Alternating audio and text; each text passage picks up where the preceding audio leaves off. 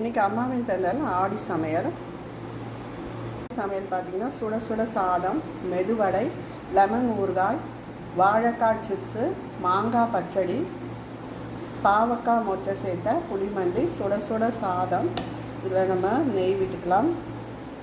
நெய் விட்டு பருப்போ சாம்பாரோ சேர்த்துக்கலாம். கதம்ப சாம்பார் தான் நான் வச்சுருக்கேன்.